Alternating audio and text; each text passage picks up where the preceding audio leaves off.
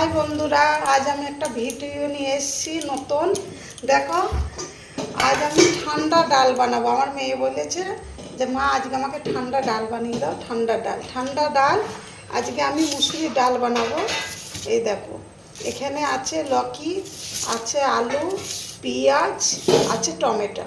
ঠিক আছে, আজ আমি কাঁচা লঙ্কা দেবো না, ডালে দেবো শুকনো লঙ্কা, সরষের তেল আর 5 ফোড়ন ডালে দেবো।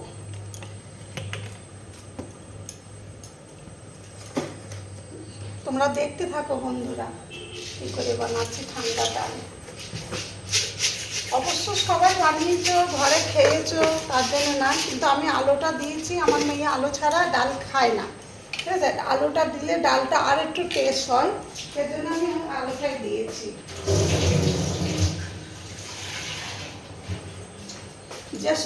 যে সত্য বন্ধুরা, এখন গরম পড়ে গিয়েছে, এখন তো একটু ঠান্ডা ডালেই খেতে মনে হয় সবারই, শরীরটা ঠান্ডা থাকে। তোমরাও অবশ্যই একদিন ঘরে করে দেখো। লকি জানোই কি নাও, আর আলু দিয়ে, টমেটো দিয়ে, পেঁয়াজ দিয়ে, শুকনো লঙ্কা, কাঁচা লঙ্কা নয়। কাঁচা লঙ্কার টেস্টটা একটু আলাদা হয়, শুকনো লঙ্কার টেস্টটা একটু আলাদা হয়। ঠিক আছে বন্ধুরা, আমি এখন দেবো 5 ফোড়ন। ঠিক আছে, হ্যাঁ 5 ফোড়ন।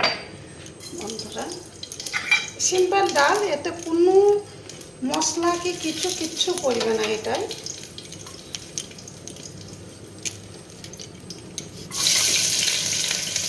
ঠিক আছে বন্ধুরা, পেঁয়াজ দিয়ে দিচ্ছি, শুকনো লঙ্কা, পেঁয়াজ দিয়ে দিচ্ছি।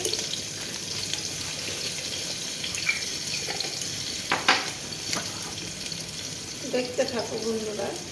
এই দেখো, টমেটো দিয়ে দিচ্ছি, এটা বেশিক্ষণ নয়। আলু দিয়ে দিচ্ছি, একটা আলুটা কাঁচা, একটুখানি ভেজে নিতে হবে।